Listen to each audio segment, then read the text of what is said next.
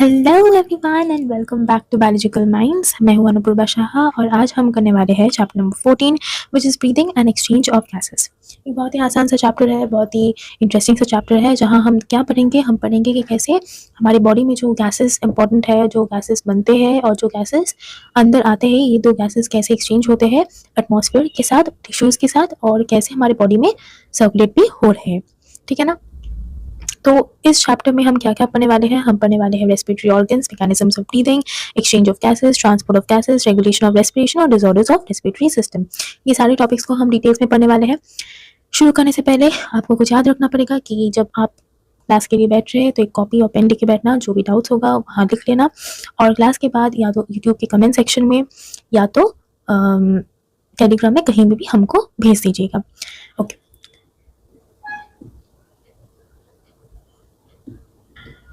तो ये क्लास हम ऐसे लैंडस्केप फॉर्म में कर लिए है टैब को, क्योंकि मुझे लगा है कि यूट्यूब में शायद स्क्रीन छोटा हो जा रहा है तो इसमें दिखने में प्रॉब्लम हो सकती है, तो ऐसे मैंने कर दिए। अगर ये क्लास में आपको कोई प्रॉब्लम हो रहा है तो हमको बता देना, ताकि आगे की क्लास में हम फिर से नॉर्मल जैसे पहले वाले क्लास किए थे वैसे कर लेंगे। ठीक है ना। Okay, so let's start.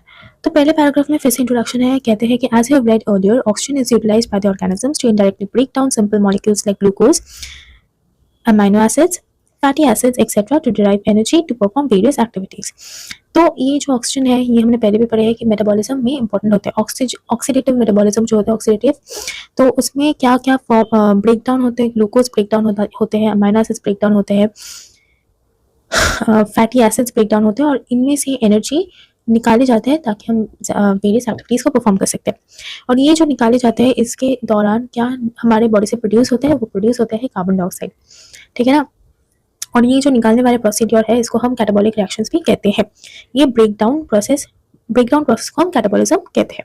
It is therefore evident that oxygen has to be continuously provided to the cells and carbon dioxide produced by the cells have to be released out. क्यों ये कार्बन डाइऑक्साइड को release करना है? क्योंकि ये toxic है, और toxic अगर हमारे शरीर में जम जाए तो हमारी बॉडी में टॉक्सिनिया हो सकते हैं, और अगर ऑक्सीजन हमारे बॉडी में ना डाले जाए तो ये जो कैटाबॉलिज्म है वो रुक जाएंगे और हमारी बॉडी में कोई भी ऑक्सीजन नहीं आएगी, तो हम जितना भी खाएं कोई काम के लिए नहीं होगा। ठीक है ना। अब जो ये प्रोसेस है of exchange of oxygen from the atmosphere with carbon dioxide produced by the cells is called breathing. ये ब्रीदिंग के दौरान ऑक्सीजन अंदर आते हैं, कार्बन डाइऑक्साइड रिलीज हो जाता है, टॉक्सिक प्रोडक्ट रिलीज हो गए। Place your hand on your chest, you can feel the chest moving. और ये ब्रीदिंग का जो कॉमन नेम है उसे है रेस्पिरेशन। तो ब्रीदिंग और रेस्पिरेशन दोनों एक ही है। तो ये चेस्ट जो मूव अप एंड डाउन करते हैं वो किसके लिए होते हैं? ब्रीदिंग के लिए होते हैं। Now come to respiratory gases. क्या क्या गैसेस अंदर आते हैं और जाते हैं? Mechanism of breathing vary among different group of animals depending mainly on their habitats and level of organization. ठीक है। तो हैबिटेट और लेवल ऑफ ऑर्गेनाइजेशन पे मैकेनिज्म ऑफ ब्रीदिंग डिपेंड करते हैं। इंपॉर्टेंट लाइन इसमें से एमसीक्यू आने के चांस है कि किस किस चीज़ के ऊपर मैकेनिज्म ऑफ ब्रीदिंग डिफर करते हैं डिफरेंट ऑर्गेनिजम्स में, क्या क्या पे, हैबिटेट पे और लेवल ऑफ ऑर्गेनाइजेशन पे। Lower invertebrates like sponges, cylindrates, flatworms, etc. exchange oxygen with carbon dioxide by simple diffusion over the entire body surface. तो लोअर इन्वर्टिब्रेट्स में क्या हो जाता है? डिफ्यूजन स्किन के through. Earthworms use their moist cuticle and insects have a network of tubes called the tracheal tubes to transport atmospheric air within the body. तो earthworms क्या कर रहे हैं? moist cuticle, और ये insects क्या कर रहे हैं? tracheal tubes। मैंने लिखा है, ये लिख देता हूँ, ये मिस हो गया है।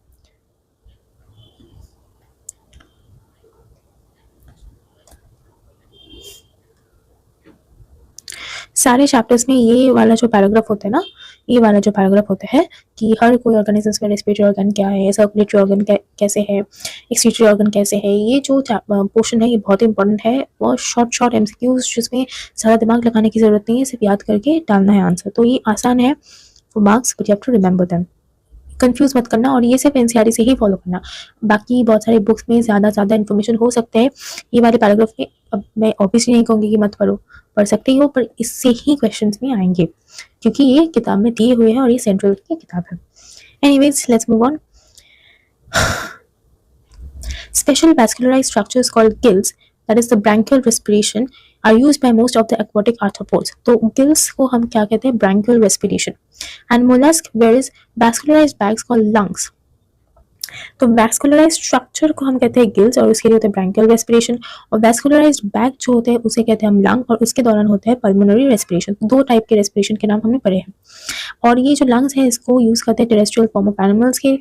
Among vertebrates, fishes use gills, whereas amphibians, reptiles, birds, and mammals use their lungs. Amphibians, like frogs, can respire through their moist skin, that is cutaneous respiration also. तो हमने क्या क्या रेस्पिरेशन यहाँ पढ़े हैं? एक पढ़े हैं हमने ब्रैंकियल, ठीक है ना, इसमें यूज होते हैं क्या, गिल्स। और फिर हमने पढ़े हैं पल्मोनरी, और इसमें यूज होते हैं लंग्स। और लास्ट हमने पढ़े हैं मॉइस्ट स्किन, क्यूटेनियस,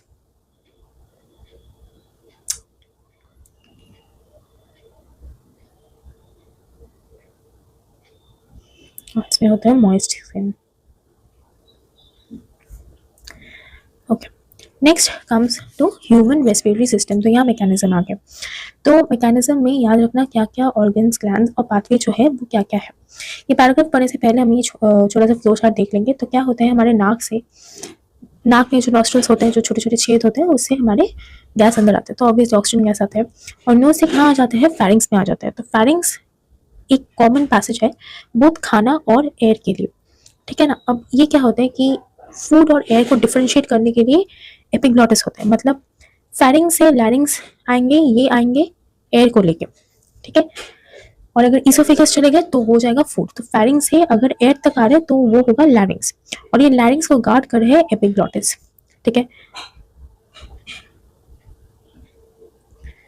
अब ये लैरिंग्स को हम और एक नाम से कहते हैं, लैरिंग्स को हम कहते हैं वॉइस बॉक्स से, ठीक है ना। और ये वॉइस बॉक्स के और एक नाम होते हैं, मतलब वॉइस बॉक्स के एक पार्ट होते हैं, उसका नाम होता है ग्लॉटिस। अब अगर हम खाना को स्वॉलो कर रहे हैं, तो जैसे मैंने कहा कि फेरिंग्स एक कॉमन पैसेज है फूड एंड एयर। अब खाना फेरिंग्स के एंड तक आ गया, अब उसे नहीं पता कि वो इसोफेगस जाएंगे, मतलब खाने के डायरेक्शन में जाएंगे या एयर के डायरेक्शन में जाएंगे, उसे नहीं पता होता, खाना को नहीं पता होता। खाना को पता लगाने के लिए क्या होता है, खाना हम हमेशा इंजेस्ट करते हैं by the mechanism of swallowing, ठीक है ना। जैसे ही स्वॉल्विंग होते हैं इमीडिएटली ये लैरिंग्स में ये जो वॉइस बॉक्स है ग्लॉटिस, वो ग्लॉटिक्स में कवर कर देते हैं ये एपिग्लॉटिस। एपिग्लॉटिस एक फ्लैप की तरह, एक पर्दा की तरह है, तो उसमें एक पर्दा गिर जाता है। और जैसे ही पर्दा गिर जाते हैं, फूड को पता है कि ये वाला रास्ता तो बंद हो गया, तो मुझे तो इसोफेगस ही जाना है, तो वो इसोफेगस चले जाते हैं। तो इससे क्या होता है, इससे एस्फिक्सिएशन नहीं होते, सॉरी एस्पिरेशन नहीं होते। और ये मतलब अगर ये मैकेनिज्म नहीं होता ना तो चीज़ बहुत फेटल हो सकता है। अगर एपिग्लॉटिस ठीक से काम नहीं कर रहे तो एक इंसान मर भी सकता है। ओके, तो ये वाला समझ आ गया कि लैरिंग्स हम कहते हैं वॉइस बॉक्स या साउंड बॉक्स, और उसको ही कवर करते हैं एपिग्लॉटिस। अब लैरिंग्स में एयर आ गए तो वहां से जाते हैं ट्रैकिया, ट्रैकिया से जाएंगे ब्रोंकाई, ब्रोंकाई से ब्रोंक्यूल्स, और ब्रोंक्यूल्स के बाद जाते हैं एल्वियोलाई। ये होते हैं लंग्स में, हमारे smallest unit of respiratory system में। So we have a pair of external nostrils. ये वाला जो है, ये पूरी ये पैराग्राफ के एक छोटे से फॉर्म है, तो जब रिवीजन कर रहे हो तो ये वाला पढ़ लेना, ये छोटा सा फ्लो चार्ट जो है ये पढ़ लेना। Okay, we have a pair of external nostrils opening up above the upper lips. ये वाला भी क्वेश्चन हो सकता है, लिप्स के कौन से पार्ट में। तो लाइन में क्वेश्चन है, चीज उतना डिफिकल्ट नहीं है, बट पढ़ना है, डीपली पढ़ना है। It leads to a nasal chamber through the nasal passage.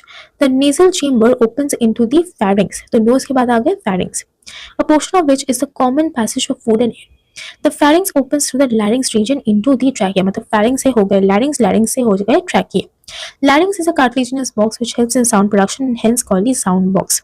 During swallowing, glottis can be covered by thin elastic cartilaginous flap called epiglottis to prevent the entry of food into the larynx. अब ये जो glottis है मैंने बता दिया वो क्या है, ये sound box के एक छोटे से पोर्शन को कहते हैं glottis.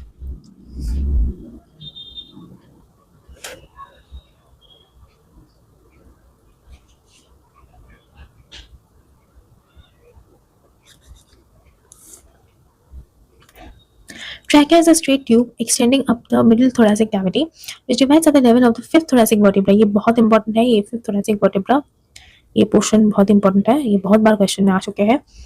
Into a right and level primary bronchi.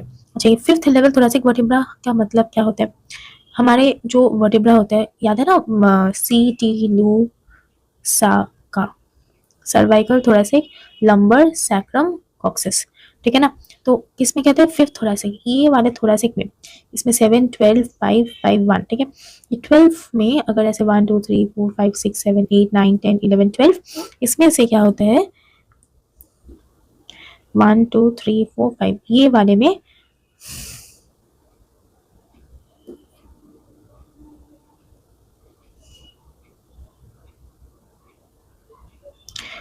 में आके दो डायरेक्शन में हमारे जो ट्रैकिया है वो हो जाते हैं डिवाइड और गिव राइज टू ब्रोंकाई, ये वाला। Each bronchi undergo repeated divisions to form the secondary and tertiary bronchi and bronchioles, ending up in a very thin terminal bronchioles. The trachea, primary, secondary, and tertiary bronchi are initial bronchioles and are supported by incomplete cartilaginous tissues. Cartilaginous rings, ये जो ring है ना ये incomplete होता है, और ये क्यों प्रेजेंट होता है, ताकि ये जो हमारे एयर पैसेज है ये कोलैप्स ना कर जाए, एक सपोर्ट की तरह पकड़ते हैं। और किस किस चीज में इनकम्प्लीट कार्टिलेजिनस रिंग प्रेजेंट है, ये एक बहुत इंपॉर्टेंट क्वेश्चन हो जाता है। तो किस किस चीज में प्रेजेंट है द ट्रैकिया। ट्रैकिया कौन सा, लैरिंग्स के बाद जो है ट्रैकिया, मतलब यहाँ से शुरू होता है। Primary, secondary and tertiary bronchi, bronchi 3 लिखा हुआ है, मतलब primary, secondary, tertiary and initial bronchioles, इसमें सिर्फ छोटा सा पोर्शन। बाद rest the secondary and tertiary bronchioles they do not have the incomplete cartilaginous rings. Each terminal bronchiole give rise to a number of very thin, irregularly walled and vascularized bag-like structures called alveoli. तो alveoli का definition क्या हो गया, terminal bronchiole से rise होता है और ये बहुत ही पतला होता है, इरेगुलरली वॉल्ड होते हैं एंड वैस्कुलराइज होते हैं। थिन क्यों होते हैं, ऑक्सीजन जो एक्सचेंज होता है एल्वेओलाई में ही ऑक्सीजन एक्सचेंज होता है, वो आसानी से हो जाए, थिन मेम्ब्रेन है तो आसानी से वो एक दूसरे के इस पार उस पार कर सकते हैं। इरेगुलरली वॉल्ड क्यों है, ताकि वो कैपेसिटी बढ़ा सकते हैं विलाई की तरह। और वैस्कुलराइज क्यों होते हैं, ब्लड वेसल जितना होगा तो उतना ब्लड ऑक्सीजन को अब्सॉर्ब कर सकते हैं, ठीक है ना। तो branching network of bronchi, bronchioles and alveoli comprise the lung.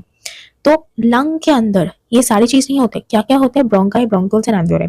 मतलब ट्रैकिया डिवाइड हो जाने के बाद इसके अंदर जो है वो ही लंग को कंप्राइज करते हैं। We have two lungs which are covered by a double layered pleura with pleural fluid between them. It reduces friction on the lung surface. ठीक है, तो बेसिकली जैसे कि ये लंग हमको पता है कि एक्सपैंड और कॉन्ट्रैक्ट करते हैं, अगर इसमें कोई फ्लूइड नहीं होता, ठीक है ना, जो प्लूरल फ्लूइड का नाम हमने कहा है वो अगर नहीं होता तो क्या होता कि वो एक्सपैंड और कॉन्ट्रैक्ट करते वक्त बहुत सारे फ्रिक्शंस कॉज करते हैं और इससे काम उतना आसानी से नहीं होता, बॉडी में थोड़ा ज्यादा स्ट्रेस पड़ता है। The outer pleural membrane is in close contact with the thoracic lining, whereas the inner pleural membrane is in contact with the lung. तो आउटर को हम कहते हैं पेराइटल और इनर को कहते हैं हम विसरल। पेराइटल जो लेयर है वो रिब्स के बहुत करीब है, रिब्स के साथ टच करते हैं, और इनर जो है वो लंग्स के साथ कांटेक्ट पे होते हैं क्योंकि वो अंदर की तरह है। और ये हो गए दो प्लूरल लेयर का नाम। The part starting with the external nostrils up to the terminal bronchioles constitute the conducting part। बहुत ही इंपॉर्टेंट और एक वेरी इंपॉर्टेंट क्वेश्चन है, ये कह रहे हैं कि नॉस्ट्रल्स से टर्मिनल ब्रोंक्यूल्स तक, याद है ना, ब्रोंक्यूल्स के टर्मिनल प्राइमरी ब्रोंक्यूल्स तक इनकम्प्लीट कार्टिलेजिनस रिंग है, पर मिड लेवल और टर्मिनल ब्रोंक्यूल्स सब मिला के वो कंडक्टिंग सिस्टम कहते हैं। कंडक्टिंग सिस्टम का परफॉर्मेंस, मतलब उसका पर्पस क्या है, वो मतलब जब एयर कंडक्टिंग सिस्टम से पास हो रहे कोई भी अब्जॉर्प्शन ऑफ एयर नहीं होता है, वो सिर्फ एक जगह से दूसरी जगह वो एयर को ट्रांसपोर्ट कर देते हैं। मतलब अगर एक बहुत बड़ा गाड़ी है जिसमें बहुत सारे पोटैटोज है और अगर वो एक शहर से दूसरे शहर तक जा रहे हैं, तो अगर बीच में कोई पोटैटो नहीं अब्सॉर्ब हो रहे तो उसे हम कहते हैं कंडक्टिंग फंक्शनिंग। मतलब वो चीज को एक जगह से दूसरी जगह ले तो जा रहा है पर खुद कुछ भी यूज नहीं कर रहा है। Whereas the alveoli and the ducts form the respiratory or exchange part of the respiratory system। तो alveoli और ducts में जाके जितना एयर को एक्सचेंज करना है वो होता है। The conducting part transports atmospheric air to the alveoli, clears it from foreign particles, humidifies and also bring the air to body temperature। तो conducting part जैसे हमने कहा कि वो सिर्फ ट्रैवल करवाते हैं, पर सिर्फ ट्रैवल करवाने से कुछ नहीं होता। क्या क्या होता है, वो एटमॉस्फेयर से लेके आए एल्वेओलाई तक, ये तो हमने बता ही दिया, इसीलिए कंडक्टिंग है। सेकंड इसका जो काम है ये डेब्रीज को क्लियर कर देता है, जितना फॉरेन पार्टिकल्स है उतना क्लियर कर देता है, क्योंकि अगर ये फॉरेन पार्टिकल्स जाके लंग्स में अंदर घुस गए और एल्वेओलाई को अटैक किया या म्यूकस फॉर्मेशन हो जाए तो लंग्स में बहुत दिक्कत हो जाता है, ठीक है ना। वो उसमें मतलब पेशेंट बहुत सफ़र करता है और बहुत ही सीरियस मेडिकेशन लेते हैं, वो नॉर्मल नहीं है। पर अगर डिजीज़ को हम बाहर से ही निकाल दें, जैसे हमको ठंडा या सर्दी लग जाए, तो वो एक्चुअली कंडक्टिंग सिस्टम हमारे इम्यूनिटी को बढ़ा रहे हैं।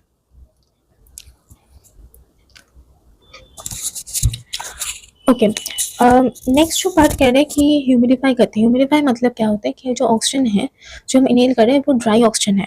अब वो अगर हमारे नेजल कैविटी से पास होके फिर अंदर अगर लंग्स तक वो ड्राई एयर ही जाए ना तो बहुत इरिटेट करेंगे, ठीक है।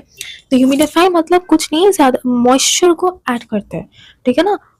हमारे बॉडी में जो हम पानी ले रहे हैं वहाँ से मॉइस्चर को ड्रॉ कर रहे हैं, एटमॉस्फेयर से मॉइस्चर को ड्रॉ कर रहे हैं, ड्रॉ करके वो ऑक्सीजन को मॉइस्ट करते हैं।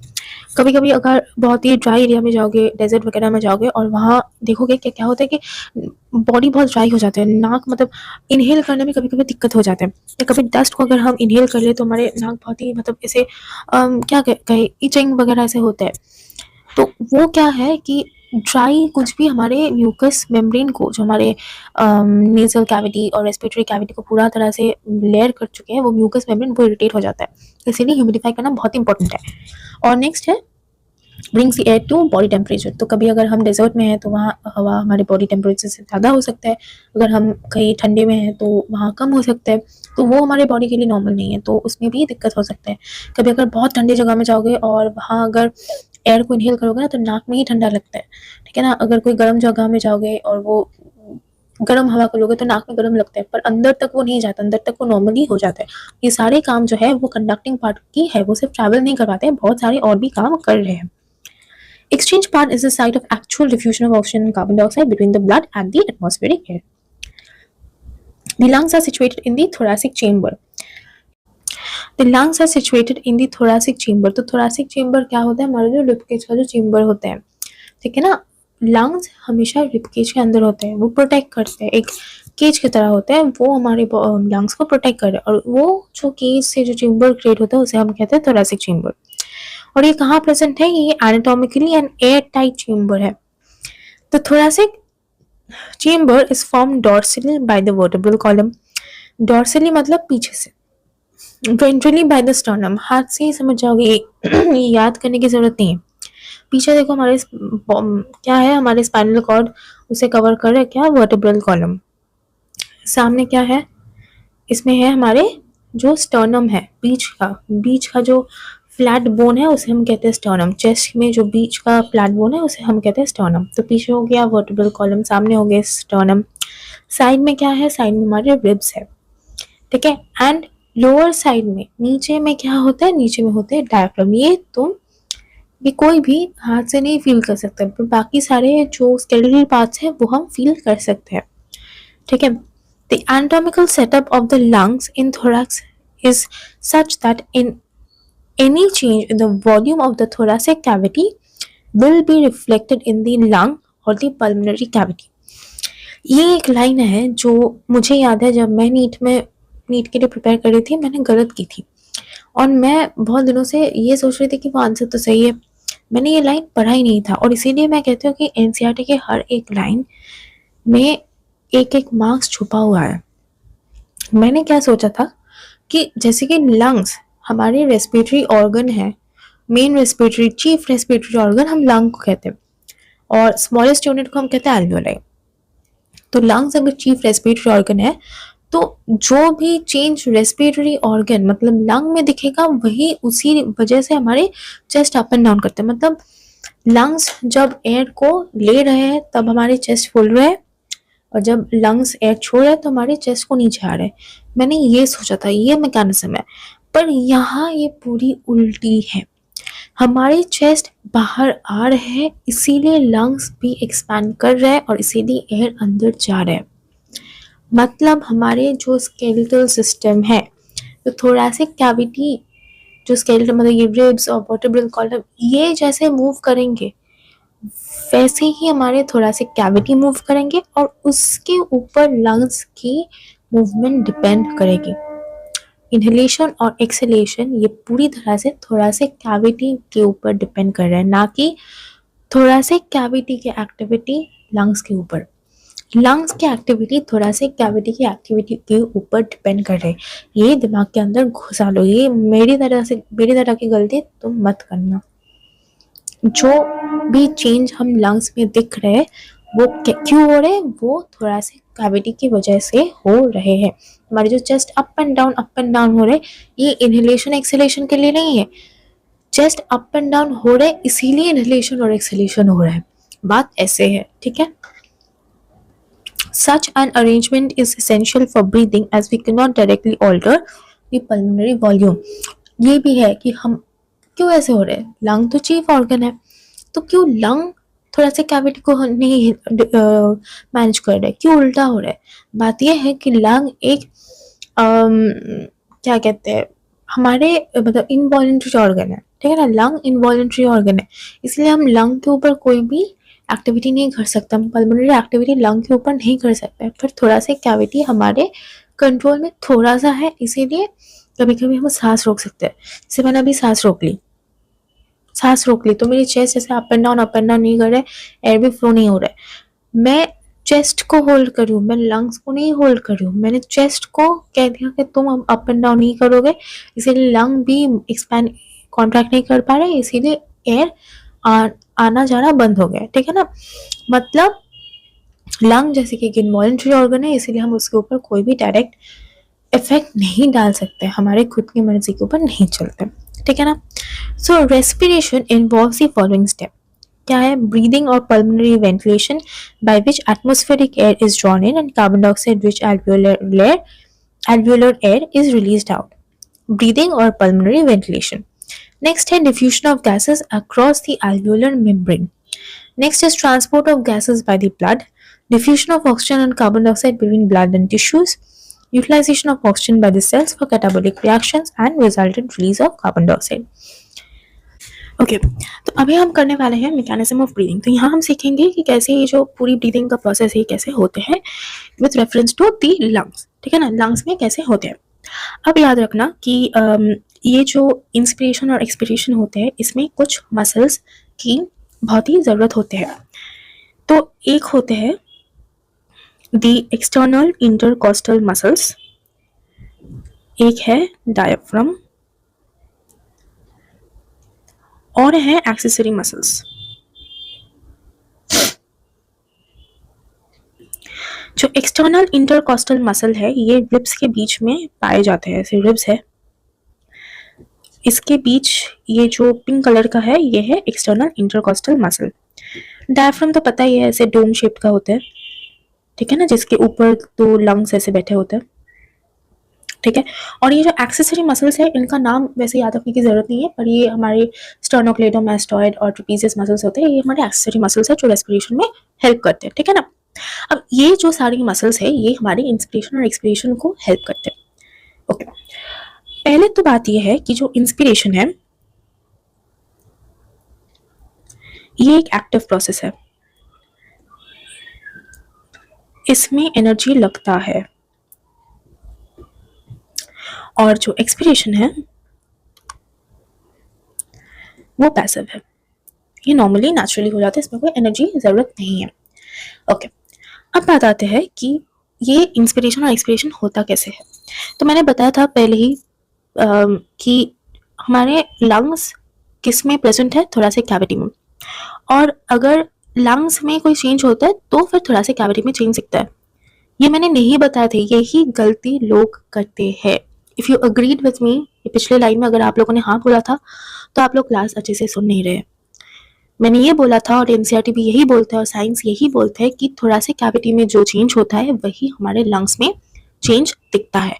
मतलब अब मैंने क्या कहा था, थोड़ा सा कैविटी में क्या क्या प्रेजेंट है, एक बार रिकैप्चुलेट कर लेते हैं। थोड़ा सा कैविटी में प्रेजेंट होता है, मतलब थोड़ा सा कैविटी को बनाता कौन है, रिब्स बनाता है, स्टर्नम बनाता है। रिब्स कहाँ होता है, लैटरल में, स्टर्नम होता है फ्रंट में, वर्टेब्रल कॉलम होता है बैक में, और नीचे होते हैं डायफ्राम। ये सारे मिलके होते हैं।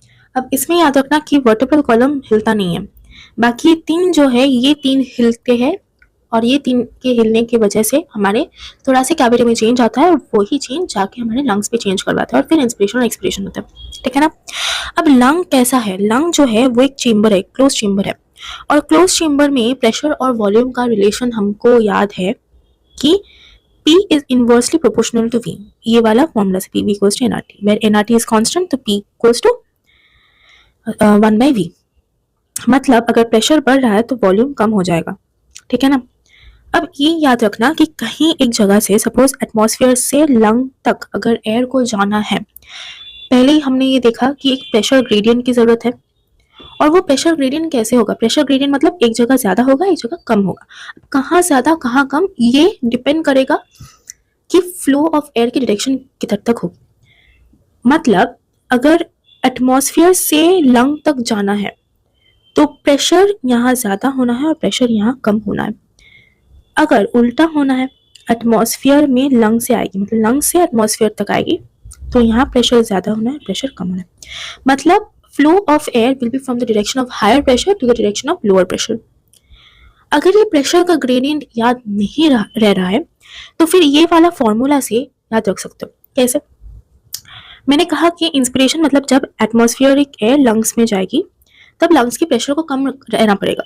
अगर लंग्स के प्रेशर को कम रखना होगा तो फिर वॉल्यूम इसका ज्यादा होना होगा। मतलब प्रेशर अगर कम हो रहा है तो वॉल्यूम बढ़ जाएगी, तभी मतलब फॉर्मूला वैलिड होगी, है ना। अगर वॉल्यूम नहीं बढ़े तो फिर कैसे वो एयर को अकोमोडेट करेंगे? अगर लंग को एयर से भरना है, अगर लंग को एयर से भरना है तो लंग की वॉल्यूम को बढ़ना होगा, नहीं तो एयर नहीं आएगी।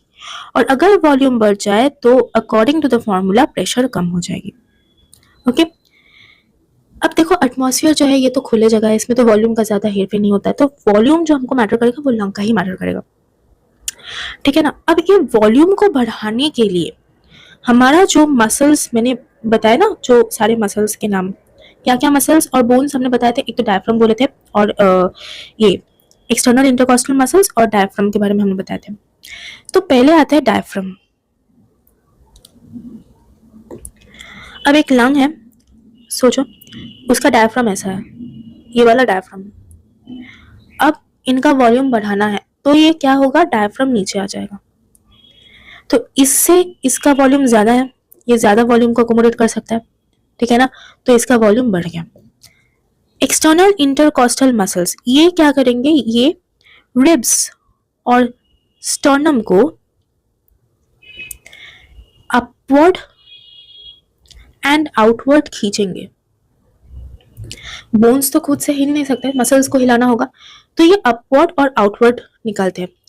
जब तुम सांस लेते हो, अभी ट्राई करो, देखो चेस्ट अप हो जाता है। ये क्यों होता है? क्योंकि ये स्टर्नम और रिब्स सब एक साथ अप हो जाता है, ठीक है ना। डायफ्राम कोई फील नहीं कर सकता है, डायफ्राम को हम फील नहीं कर सकते, पर जो स्टर्नम और रिब्स है वो फील कर सकते हैं। जैसे इनहेल करोगे वो अप हो जाता है और बाहर भी आ जाता है, ठीक है ना।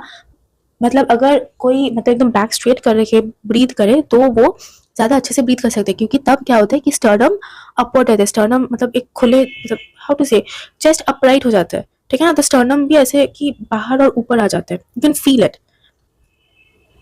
ओके, तो रिब्स और स्टर्नम हो जाता है अपवर्ड और आउटवर्ड। दो एक्सेस होते हैं, एक होता है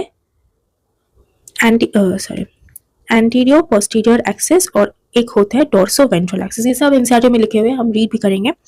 तो एक होता है एंटीरियर पोस्टीरियर और एक होता है डोर्सो वेंट्रल। ये जो एंटीरियर पोस्टीरियर एक्सेस है ये डायफ्राम के साथ जाते हैं और जो डोर्सो वेंट्रल है ये हमारे रिब्स और स्टर्नम से जाता है। तो जैसे ही इनहेल करने का वक्त आते हैं, डायफ्राम क्या हो जाते हैं, यहां से ऐसे, और इसके वजह से क्या होते हैं, the anterior posterior axis increases, मतलब लंग के वॉल्यूम एंटीरियर पोस्टीरियर एक्सिस से बढ़ जाते हैं और रिब्स और स्टर्नम अपवर्ड एंड आउटवर्ड हो जाते हैं। इसके लिए क्या होता है, डोर्सो वेंट्रल एक्सिस से लंग्स के वॉल्यूम बढ़ जाते हैं। सो इसी तरह से वॉल्यूम बढ़ गए तो प्रेशर कम हो गए, तो एटमॉस्फेरिक प्रेशर से प्रेशर ऑफ लंग्स कम हो जाते हैं और तभी क्या होते हैं, air from the atmosphere flows to the lungs. हो गया इनहेलेशन। अब बारी आते हैं एक्सहेलेशन में। तो एक्सहेलेशन में क्या होते हैं, लंग्स के जो सारे मसल्स है ये ओरिजिनल शेप में आ जाता है। मतलब डायफ्राम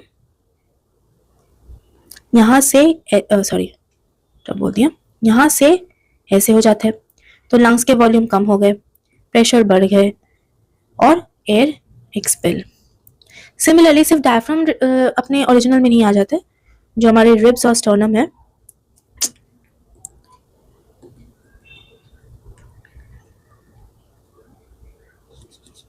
ये भी क्या हो जाता है, ये भी अपने ओरिजिनल शेप में आ जाता है। फिर से वॉल्यूम कम हो गए, प्रेशर बढ़ गया, ये हो जाता है पूरा फेनोमेनन, ठीक है ना। अब हम पढ़ लेंगे क्विकली। अभी अगर ये वाला मैंने जितना बताया अगर समझ आ गया तो रीडिंग पढ़ने में कोई प्रॉब्लम नहीं होगी। तो मेन जो चीज हमारे डिपेंड करता है वो है ये formula, P inversely proportional to B। जहां अगर प्रेशर बढ़ रहा है तो वॉल्यूम कम हो रहा है, वॉल्यूम बढ़ रहा है तो प्रेशर कम हो रहा है, ऐसे चलते हैं, ठीक है ना।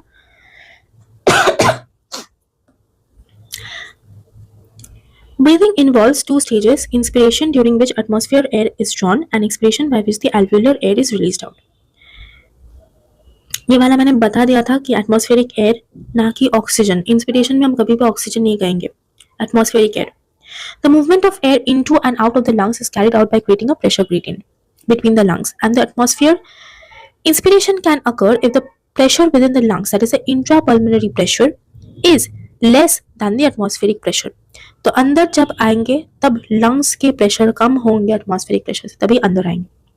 Similarly, expiration takes place when the intrapulmonary pressure is higher, बढ़ जाए, than the atmospheric pressure.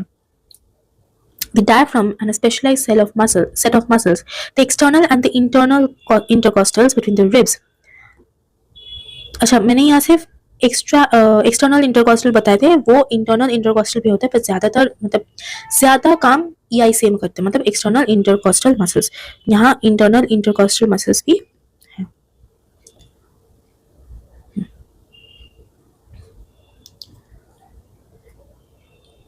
Inspiration is initiated by the contraction of diaphragm, which increases the volume of thoracic chamber. Diaphragm contract करते हैं तभी यहाँ से यहाँ तक आते हैं, तो thoracic chamber के वॉल्यूम बढ़ जाते हैं in the anterior posterior axis. The contraction of the external intercostal muscles, देखो external intercostal muscles की contraction से वॉल्यूम बढ़ते हैं, मतलब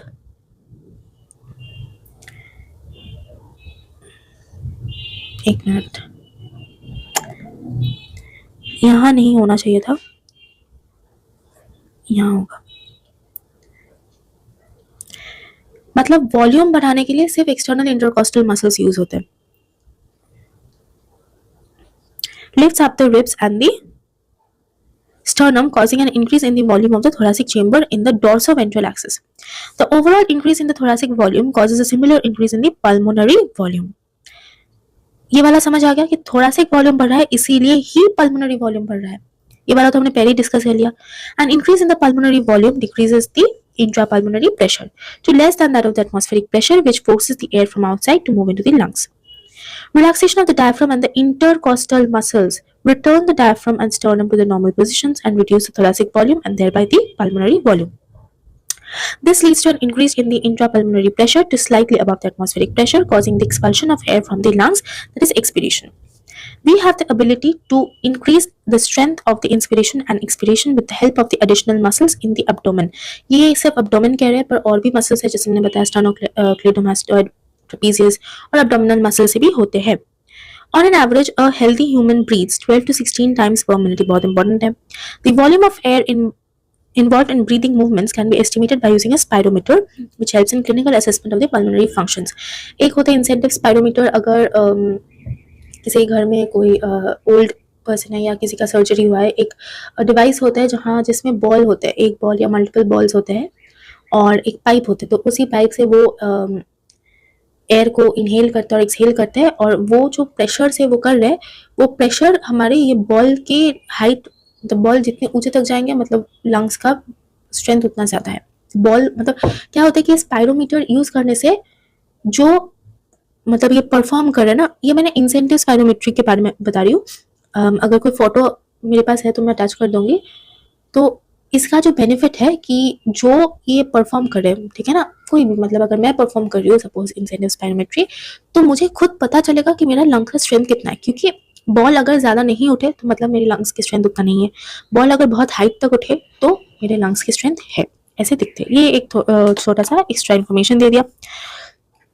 ये वाला अलग है, ठीक है ना, ये होते हैं volume of air involve in breathing movements. इसमें हम ये वाला रेस्पिरेटरी वॉल्यूम्स जो हम नेक्स्ट पढ़ेंगे वो मेजर होता है। मैंने बताया इंसेंटिव स्पायरोमेट्री के बारे में, वो पोस्ट ऑप में दिए जाते हैं या किसी का अगर लंग्स की प्रॉब्लम है तो उसको दिए जाता है। Anyways, so this is all about mechanism of breathing. बहुत आसान है, सिर्फ याद रखना है। अच्छा, ये दो पिक्चर्स हम देख लेते हैं। Diaphragm contracted, ribs and sternum raised, volume of the thorax increased, air entering the lungs. आसान है। इसमें अगर देखोगे कि डायफ्राम का कर्व कम है, इसमें देखो डायफ्राम का कर्व कितना ज्यादा है, पूरा ऐसा है। इसमें डायफ्राम का कर्व इतना है, मतलब ये थोड़ा सा फ्लैटन हो गया है। ऐसे नहीं हो जाते, वो मैंने जस्ट पढ़ाने के लिए दिखाया, पर डायफ्राम ऐसे हो जाता है, ठीक है ना, थोड़ा सा कर्व रहेगा। और इसमें बहुत ज्यादा कर्व है, तो यहाँ ज्यादा कर्व हो गए, रिब्स और स्टर्नम ओरिजिनल जगह में आ गए, तो एयर बाहर निकल जाता है। Got it. तो let's move on to the next one. उससे पहले कुछ बात बता देते हैं कि अगर अभी तक कोई डाउट हुआ, कुछ प्रॉब्लम हुआ, तो I hope you writing it down, और जैसे ही क्लास हो जाएंगे टेलीग्राम में या कहीं पे भी टाइप डाउन कर देना। और हाँ, ये भी है कि एग्जाम्स आ रहे हैं कुछ ही दिन के बाद। कोई भी एग्जाम हो, कोई नीट दे रहा है, कोई कुछ और दे रहा है, सीयूटी दे रहा है, कहीं का नर्सिंग एंट्रेंस दे रहा है, कहीं का कोई कॉलेज एंट्रेंस दे रहा है, कुछ भी हो, तो अभी है, एग्जाम्स का प्रेशर है और थोड़ा सा स्ट्रेस भी होगा। तो और हाँ, मॉक टेस्ट भी जो चल रहा है, हम भी लेंगे कुछ मॉक टेस्ट वगैरह। मैं जो करने की बात सोच रही हूँ कि मैं हर सैटरडे या संडे को कुछ चैप्टर्स जो हम कंप्लीट कर रहे हैं, वो चैप्टर से बहुत सारे एमसीक्यूज वगैरह, बहुत सारे एग्जाम्स के, और मैं खुद बना के भी एक पीडीएफ बना के वो मैं टेलीग्राम में दे दूंगी। और आप सबको ये सारे क्वेश्चंस वगैरह सब कुछ सॉल्व करना है और टेलीग्राम में अपलोड भी करना है। मतलब एक डॉक्यूमेंट करके अपलोड कर देना, तो मुझे पता चलेगा कि तुम लोग सॉल्व करो या नहीं। और फिर मैं ये 24 आवर्स के लिए दूंगी या 12 आवर्स के लिए, अभी तक तो पता नहीं, वो मैंने नहीं सोचा। शायद 12 आवर्स, क्योंकि ज़्यादा टाइम लेना भी तो नहीं चाहिए। 12 आवर्स में मैं वो सारे आंसर की प्रोवाइड कर दूंगी, और जो लोग अपेयर कर रहे हैं तो मार्क्स ज़रूर बता देना। इसके अलावा अगर इंस्टा में हो तो बाकी फालतू की रील्स ना देख के हमारे पेज में जाओ, वहाँ मैं एमसीक्यूज दे रही हूँ। अभी तक कम है, बाद में और भी आएंगे, रेगुलर एमसीक्यूज जा रहे हैं। वहाँ सॉल्व करने के बेनिफिट ये है कि बहुत सारे लोग वहाँ सॉल्व करेंगे, बहुत सारे लोग वहाँ आंसर देंगे, तो तुम्हें पता चलेगा कि कंपटीशन कैसे है, पता चलेगा कि कंपटीशन कैसे, कितने सारे लोग कौन से चैप्टर्स में क्या कर रहे हैं। तो अब जैसे कि कॉम्पिटिटिव एग्जाम दे रहे हो, तो कंपटीशन को तो मानना ही पड़ेगा। अगर ये स्कूल का एग्जाम होता तो मैं उतना स्ट्रेस नहीं लेती कि ये क्या कर रहे देखो, वो क्या कर रहे देखो, पर ये कॉम्पिटिशन है, 10 लोगों को बीट करके आगे जाना पड़ेगा। तो इसीलिए ये इम्पोर्टेंट है कि कंपटीशन को जानो। अब ये जो इंस्टा के मैंने बताया कि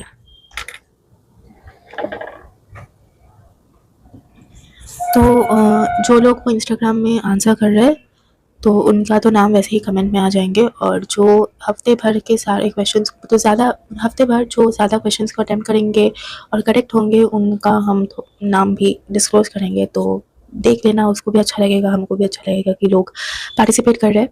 और हाँ, ज़रूर पार्टिसिपेट करना, ये इससे तुम लोग की भलाई है कि ज़्यादा क्वेश्चंस जान पाओगे। बहुत सारे एग्जाम्स का क्वेश्चन होगा, सिर्फ नीट का या सिर्फ, तो ये सारे क्वेश्चंस नॉलेज भी बढ़ेंगे, प्रैक्टिस भी हो जाएंगे, थोड़ा इंटरेस्टिंग भी होगा। और हाँ, मतलब रैंडमली आएंगे, तो ज़्यादा इंपॉर्टेंट है कि रैंडमली आएंगे। अब एग्जाम्स में तो चैप्टर वाइज नहीं आते, रैंडमली आते हैं, तो कहीं पे भी अगर सॉल्व करने लग जाओगे तो ब्रेन एक्टिव रहेगी, ठीक है ना। एनीवेज, ओके, तो अब हम पढ़ने वाले हैं रेस्पिरेटरी वॉल्यूम्स एंड कैपेसिटीज़। बहुत ही इंपॉर्टेंट पोर्शन है फॉर एग्जाम पर्पस।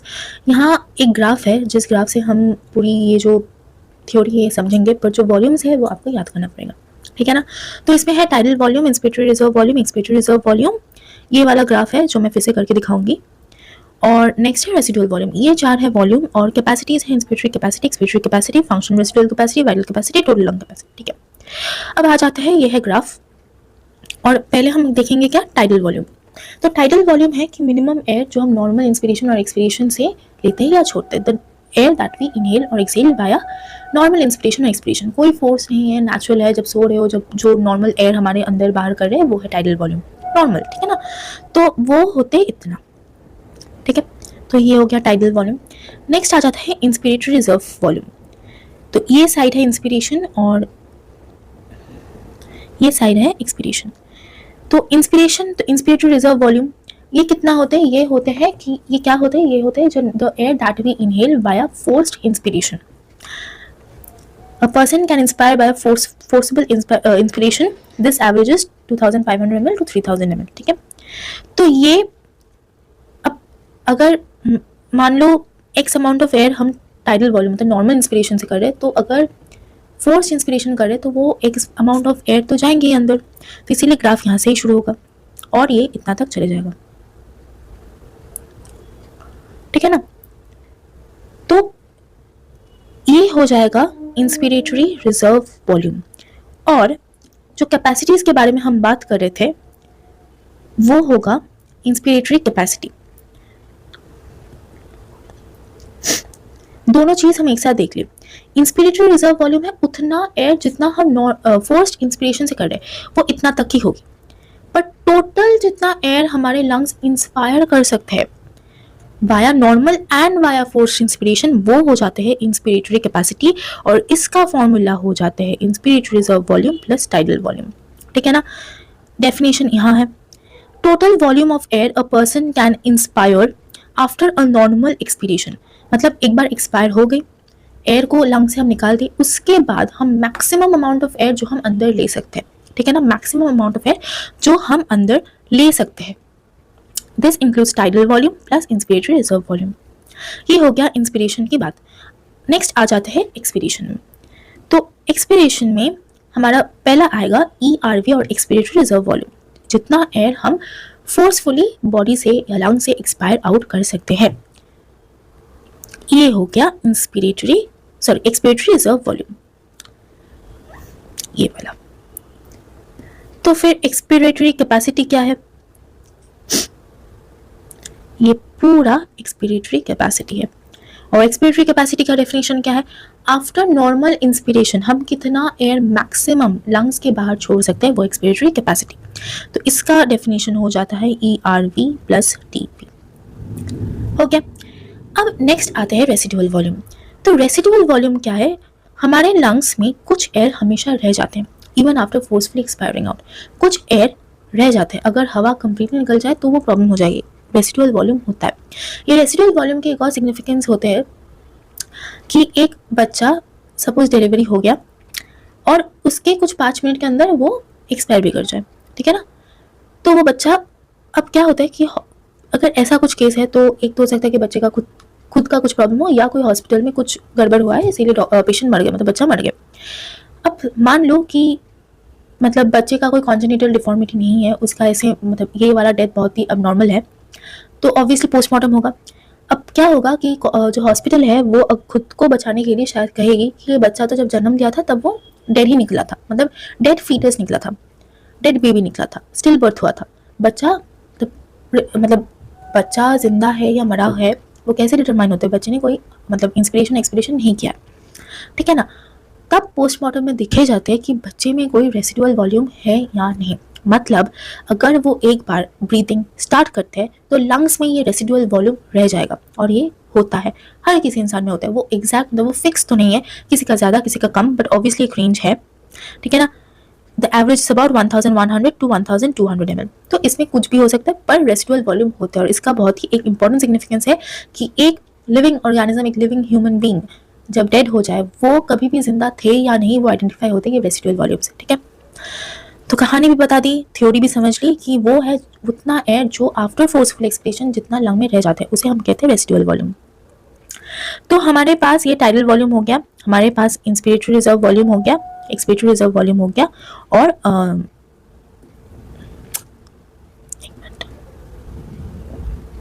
और हो गया हमारा रेसिडुअल वॉल्यूम। तो हमारा जो 4 वॉल्यूम था वो हो गया।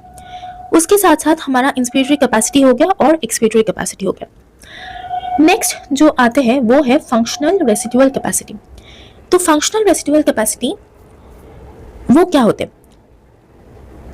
Functional residual capacity is the volume of air that will remain in the lung after a normal expiration. मतलब नॉर्मली अगर तुम हवा छोड़ दो, नॉर्मल हुआ, उसके बाद भी लंग में कितना एयर होता है? अब लंग तो फोर्सफुली एक एयर छोड़ सकते हैं, वो है ERV एक्सपिरेटरी रिजर्व वॉल्यूम। तो अगर नॉर्मली हम एक्सपायर कर रहे हैं तो ये ERV लंग में रह जाता है और रेसिडुअल वॉल्यूम तो हमेशा ही रह जाता है। तो फंक्शनल रेसिडुअल कैपेसिटी का फॉर्मूला हो जाता है ERV प्लस RV।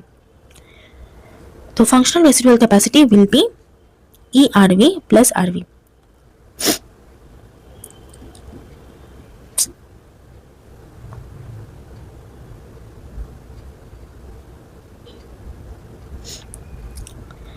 अब नेक्स्ट है वाइटल कैपेसिटी। तो वाइटल कैपेसिटी क्या है? It is the maximum volume of air a person can breathe in after a forced expiration. मतलब फोर्स्ड एक्सपिरेशन से क्या निकल गया? ERV। अब वो कितना एयर अंदर ला सकते हैं, ठीक है ना। तो ये वाला थोड़ा सा ध्यान से समझना। ये जो ERV है ये निकल गया। अब क्वेश्चन ये कहते हैं, बात ये कहते हैं, लाइन ये कहते हैं कि the maximum amount of air a person can inhale after a forced expiration. तो ये तो निकल गया। अब इनहेल करना चालू करेगी, टाइडल वॉल्यूम लिया, इंस्पिरेटरी रिजर्व वॉल्यूम लिया और फिर से एक्सपिरेटरी रिजर्व वॉल्यूम भी लेंगे, ठीक है ना। तो फॉर्मूला हो जाता है वाइटल कैपेसिटी का ERV plus TV plus IRV, okay. और लास्ट होता है टोटल लंग कैपेसिटी। और टोटल लंग कैपेसिटी का क्या है? Vital capacity plus residual volume. मतलब ये टोटल अमाउंट ऑफ एयर जो हमारे लंग में एक बार में होल्ड कर सकते हैं। अब वाइटल कैपेसिटी है maximum amount of air the air can inhale. Residual volume तो हमेशा लंग में रहता ही है, तो वो तो कभी निकलता भी नहीं है, वो अंदर भी नहीं आता, मतलब ये वाला एक स्टोर में है।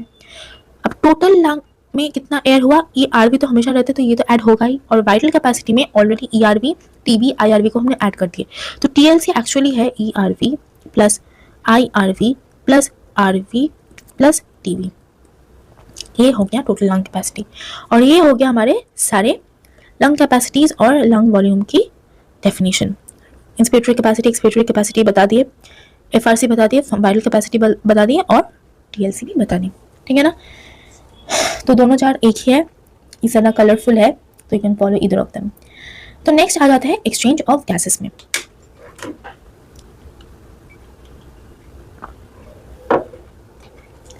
तो alveoli are the primary sites of exchange of gases. ये सबको पता है, एल्वियोलाई कहाँ प्रेजेंट होता है? लंग्स में प्रेजेंट होता है, और वहीं फाइनली एयर का एक्सचेंज होते हैं। इतने सारे प्रोसीड्योर कर करके ये अंत तक एल्वियोलाई के पास आते हैं, बलून शेप होते हैं। Exchange of gases also occur between blood and tissues. कैसे? ब्लड में अगर ऑक्सीजनेटेड ब्लड है, वो टिश्यू को ऑक्सीजनेटेड ब्लड देते हैं, और टिश्यू से कार्बन डाइऑक्साइड ब्लड, मतलब कार्बोनेटेड ब्लड ले लेते हैं। Oxygen and carbon dioxide are exchange in these sites by simple diffusion, very important, mainly based on pressure और कंसंट्रेशन ग्रेडियंट। तो मैंने बताया था कि अगर एयर को एक जगह से दूसरी जगह जाना है तो उसका प्रेशर हाई होना होगा, और जहाँ जाएगा वहाँ का प्रेशर लो होना होगा। सिमिलरली कंसंट्रेशन में भी जहाँ ज़्यादा कंसंट्रेटेड है वहाँ से कम कंसंट्रेटेड एरिया में चले जाएगी। Solubility of the gases as well as the thickness of the membrane involved in diffusion are also some important factors that can affect in the rate of diffusion. तो rate of diffusion जो है वो 3 factors में depend करे। एक तो है pressure और कंसंट्रेशन ग्रेडियंट, दूसरा है solubility और तीसरा है the thickness of the membrane. अगर थिकनेस ज़्यादा हो गए तो उसको बहुत सारी लेयर्स को पास करना होगा, दिक्कत हो जाएगी। और अगर solubility कम है तो वो हर किसी चीज़ में घुल नहीं जाएगी, ठीक है ना। वेरी इंटरेस्टिंग फैक्ट पढ़ोगे भी यहाँ कि कार्बन डाइऑक्साइड की सॉल्युबिलिटी ज़्यादा है ऑक्सीजन से, इसीलिए कार्बन डाइऑक्साइड ज़्यादा जल्दी से ट्रांसपोर्ट हो जाता है rather than ऑक्सीजन। तो pressure contributed by individual gas in a mixture of gases is called the partial pressure and is represented by PO2 for oxygen and PCO2 for carbon dioxide. ये वाला बहुत important है। Partial pressure मतलब 10 air है, let's say 10 नहीं, x amount of air, let's say oxygen है, carbon dioxide है, nitrogen है, हाइड्रोजन है, ये 4 है, oxygen, carbon dioxide, nitrogen, hydrogen, ये 4 में 4 टोटल होते हैं pressure of air, pressure of atmospheric air. अब इनमें से अगर ऑक्सीजन की pressure in this atmospheric pressure कितना है, वो है PO2 और partial pressure of oxygen. Partial मतलब उसके हिस्से का प्रेशर, मतलब ऑक्सीजन के हिस्से का pressure in that particular atmospheric air, और जो भी एयर हम बात कर रहे हैं, ठीक है ना। तो पार्शियल प्रेशर हमेशा एक मिक्सचर ऑफ गैसेस में ही मिलते हैं, ना कि एक सिंगल गैस में। Partial pressure of these two gases in the atmospheric air and the two sites of diffusion are given. ये वाला टेबल बहुत अच्छे से देख लो। एटमॉस्फेरिक एयर, पहले तो हम ऑक्सीजन की बात कर रहे हैं, तो एटमॉस्फेरिक एयर, अब मैंने बताया था कि एटमॉस्फेरिक एयर में सिर्फ ऑक्सीजन नहीं प्रेजेंट होते हैं, इसलिए हम इंस्पिरेशन हमेशा कहते हैं एटमॉस्फेरिक एयर की, ना कि ऑक्सीजन की। तो एटमॉस्फेयर में जितने सारे गैस है उसमें से ऑक्सीजन का पार्शियल प्रेशर हो जाता है 159, और एल्वियोलाई में पार्शियल प्रेशर होता है 104, ठीक है ना। तो एल्वियोलाई में जैसे कि कम है तो इजीली 159 से 104 में चले जाएंगे। प्रेशर एल्वियोलाई में कम है rather than एटमॉस्फेरिक एयर, तो ऑक्सीजन एटमॉस्फेरिक एयर से एल्वियोलाई तक चले जाएगी। अच्छा, डीऑक्सीजनेटेड ब्लड, डीऑक्सीजनेटेड ब्लड मतलब क्या है? उसमें वो टॉक्सिक है, उसमें कार्बन डाइऑक्साइड की वॉल्यूम ज़्यादा होगा, कार्बन डाइऑक्साइड के pressure not volume, sorry not volume, carbon dioxide के प्रेशर ज़्यादा होगा, तो उसमें क्या हो जाता है, ऑक्सीजन के प्रेशर कम हो जाता है, और इसीलिए डीऑक्सीजनेटेड ब्लड में पार्शियल प्रेशर ऑफ ऑक्सीजन हो जाता है 40, ओके, और ऑक्सीजनेटेड ब्लड में उसका पार्शियल प्रेशर हो जाता है 95, और टिश्यू में फिश से हो जाता है 40, ठीक है ना। अब देखो इसमें 40 है, ये तो समझ गए। अब ऑक्सीजनेटेड ब्लड में है 95 और टिश्यू में है 40, तो इस ऑक्सीजनेटेड ब्लड से टिश्यू तक चले जाएगी, गॉट इट। तो एटमॉस्फेरिक एयर से एल्वियोलाई तक क्यों जाएगी बता दें, और ऑक्सीजनेटेड ब्लड से क्यों टिश्यू तक जाएगी, यहाँ भी एक प्रेशर ग्रेडियंट हो रहा है, यहाँ भी एक प्रेशर ग्रेडियंट हो रहा है। नेक्स्ट आ जाता है कार्बन डाइऑक्साइड में। कार्बन डाइऑक्साइड में देखो एटमॉस्फेरिक एयर में कार्बन डाइऑक्साइड कम होता है 0.3, whereas एल्वियोलाई में हो जाता है 40, मतलब partial pressure of carbon dioxide in the lung में तो एल्वियोलाई है ना, तो उसमें है 40। क्यों ज़्यादा है, क्योंकि वो तो सारे बॉडी से कार्बन डाइऑक्साइड को कलेक्ट करके एल्वियोलाई में लेके आए हैं, अब उसको एक्सपल्शन करना है, एक्सपीडिशन करना है, और एक्सपीडिशन तभी होगा जब उसका पार्शियल प्रेशर एटमॉस्फेरिक एयर में प्रेजेंट कार्बन डाइऑक्साइड के पार्शियल प्रेशर से कम ज़्यादा होगा, ठीक है ना। अब देखो एक्सपीडिशन के लिए partial pressure of carbon dioxide in atmosphere has to be less than the partial pressure of carbon dioxide in alveoli, तभी तो होगा। अब देखो इसमें है 40, इसमें 0.3, तो आसानी से यहाँ एक्सपायर हो गए। नेक्स्ट आ जाता है डीऑक्सीजनेटेड ब्लड में। देखो डीऑक्सीजनेटेड ब्लड में है 45 और एल्वियोलाई में है 40। अब कार्बन डाइऑक्साइड को हमें ब्लड से एल्वियोलाई तक लेके जाना पड़ेगा ताकि वो एक्सपायर करे, इसीलिए डीऑक्सीजनेटेड ब्लड में पार्शियल प्रेशर ज़्यादा है और एल्वियोलाई में पार्शियल प्रेशर कम है। यहाँ से यहाँ तक आ गए, ठीक है ना। ऑक्सीजनेटेड ब्लड में देखो कम हो गए 40, क्योंकि ऑक्सीजन का है 95, और ये दोनों मिला के 100 करने की कोशिश मत करो, ये अपने आप में बता रहे हैं। और टिश्यू में देखो, टिश्यू में कार्बन डाइऑक्साइड के पार्शियल प्रेशर 45। अब टिश्यू में क्योंकि पार्शियल प्रेशर ज़्यादा है तो उसे पिकअप करने में ईजी हो गया। अब ये देखो कि इससे तो मतलब डीऑक्सीजनेटेड ब्लड के पार्शियल प्रेशर और टिश्यू के पार्शियल प्रेशर तो सेम है, तो फिर वो कैसे पिकअप करेंगे। ब्लड, कौन से ब्लड उसे पिकअप करने वाले हैं, वही ब्लड पिकअप करने वाले, मतलब कार्बन डाइऑक्साइड को टिश्यू से कौन से ब्लड पिकअप करने वाले, वही ब्लड जो ऑक्सीजन लेके गए हैं टिश्यू तक, वो ऑक्सीजन को टिश्यू पे छोड़ेंगे और कार्बन डाइऑक्साइड को पिकअप करेंगे। तो कार्बन डाइऑक्साइड के partial pressure in oxygenated blood है 40 और टिश्यू में है पार्शियल प्रेशर 45, तो ये तो ज़्यादा हो गए, तो ज़्यादा से कम हो जाते हैं, तो यहाँ से यहाँ एयर आ जाएगी। और जैसे ही ये 40 हो गए, अब इसमें कार्बन डाइऑक्साइड ऐड होने लगे, टिश्यू से कार्बन डाइऑक्साइड ब्लड में आ गए, तो तभी वो डीऑक्सीजनेटेड ब्लड में कन्वर्ट हो जाएंगे और 45 हो जाएंगे। देखो बॉडी में तो दो सेट ऑफ ब्लड नहीं है, एक ही सेट ऑफ ब्लड है, एक ही ब्लड लंग्स में जाता है, फिर वो ऑक्सीजनेटेड ब्लड लेके टिश्यू में जाता है, हर जगह जहाँ जहाँ वो टिश्यू पे लेके जा रहे हैं वहाँ ऑक्सीजन दे रहे हैं, वहाँ से कार्बन डाइऑक्साइड पिकअप भी कर रहे हैं। तो as the blood is flowing throughout the body, जैसे जैसे ब्लड आगे जा रहे हैं और कार्बन डाइऑक्साइड को पिकअप कर रहे हैं, उसका partial pressure of carbon dioxide in the oxygenated blood बढ़ रहा है और partial pressure of oxygen in the oxygenated blood decrease हो रहा है, और इसीलिए oxygenated blood at the end deoxygenated बन जाते हैं, ठीक है ना। तो ये हो गया चार्ट, और ये बहुत इंपॉर्टेंट है, क्वेश्चन आते हैं।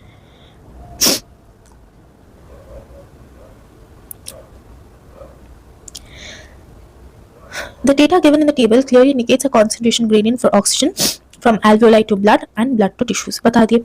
Similarly, a gradient is present for carbon dioxide in the opposite direction, that is from tissues to blood and blood to alveoli. As the solubility of carbon dioxide is 20 to 25 times higher than that of oxygen, in this amount of carbon dioxide that can diffuse through the diffusing membrane per unit difference in partial pressure is much higher compared to that of oxygen.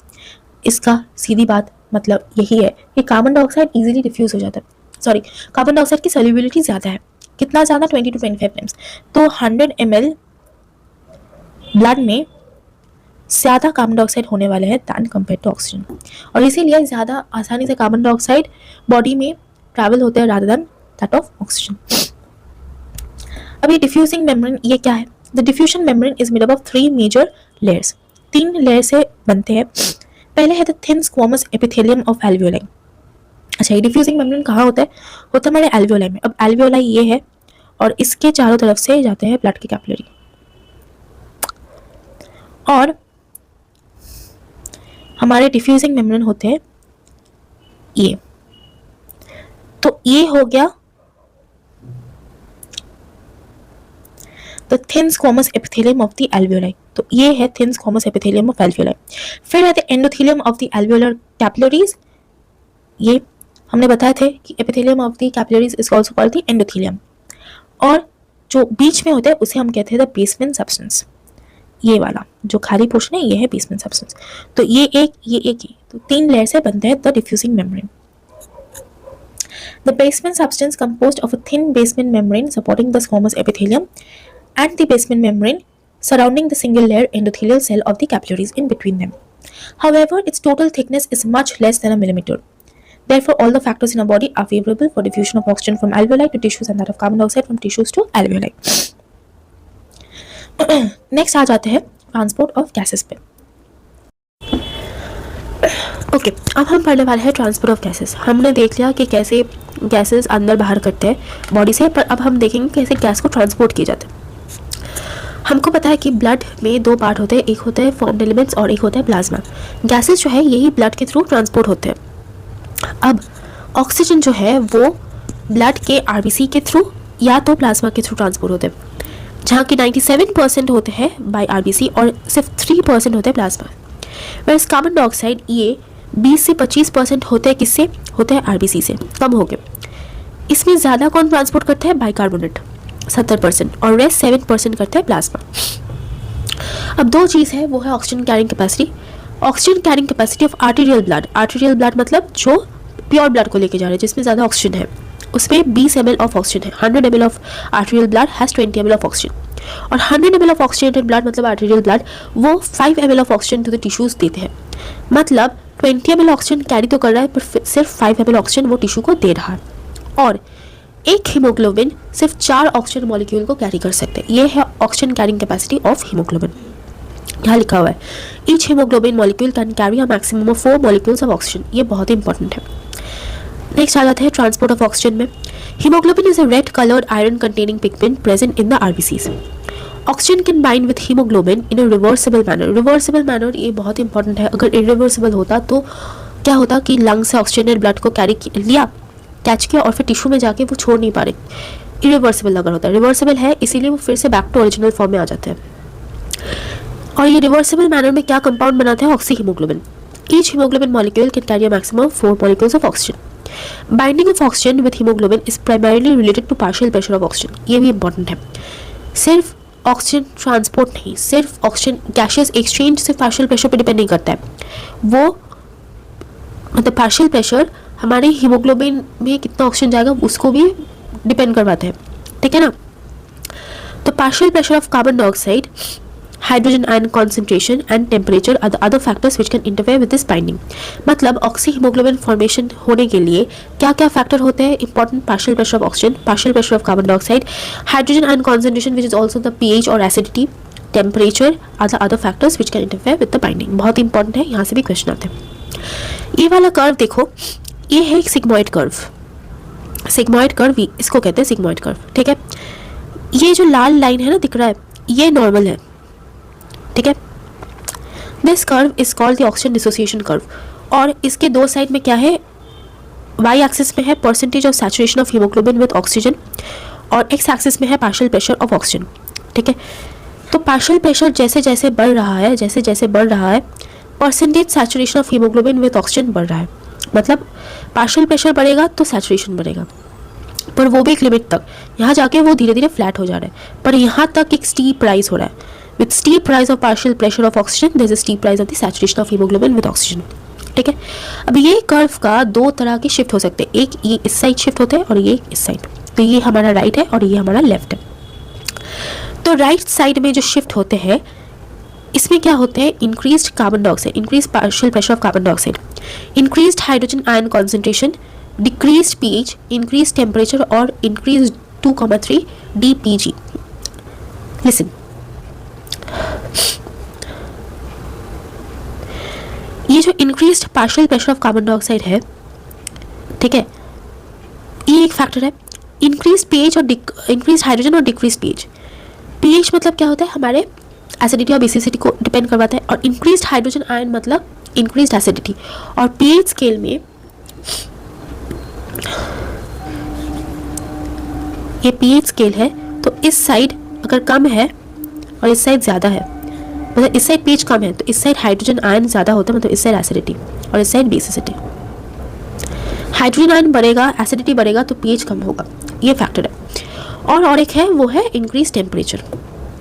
ये वाला जो factor है ये क्या मतलब favour करते, ये तो नॉर्मल है। ये जो रेड लाइन है, जो रेड लाइन ऑलरेडी प्रिंटेड है,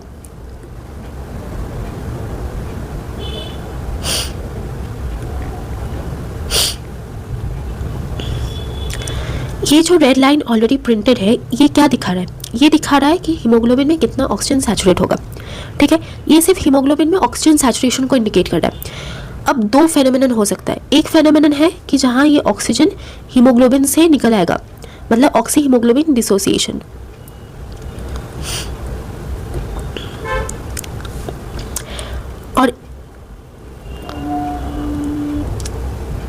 और एक और फेनोमेनन है वो है ऑक्सीजन ऑक्सी हीमोग्लोबिन फॉर्मेशन।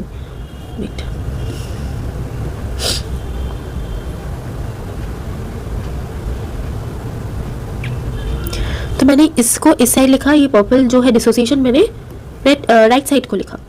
क्यों? क्योंकि जब ये कर्व ऐसे शिफ्ट होगा तो ये फेनोमेनन दिखने को मिलेगा। और ये फेनोमेनन में क्या क्या इंपॉर्टेंट है, इंक्रीज टेम्परेचर पहले बात, increase carbon dioxide, increased hydrogen ion और डिक्रीज्ड पीएच। तो ये अगर 4 सिचुएशन हो गए तो ऑक्सी हीमोग्लोबिन से ऑक्सीजन निकल आएंगे। और ये कहाँ दिखने को मिलता है, टिश्यू में। ध्यान से समझो, हमारे ऑक्सीजन कहाँ रिलीज होते हैं, ब्लड से टिश्यू में। ब्लड टिश्यू को ही ऑक्सीजन देते तो वही डिसोसिएशन होगा। और टिश्यू में क्यों ऑक्सीजन देगा, ऐसे तो नहीं है कि ये मतलब कोई प्रोग्रामिंग है कि इसको देना ही होगा टिश्यू को ऑक्सीजन। कुछ तो अंदर फेनोमेनन हो रहा है जिसके वजह से ब्लड जो ऑक्सी हीमोग्लोबिन का कंपाउंड है वहाँ से हीमोग्लोबिन और ऑक्सीजन दोनों डिवाइड होके डिसोसिएट होकर ऑक्सीजन को टिश्यू तक लेके जा रहा है। कुछ तो वजह होगा।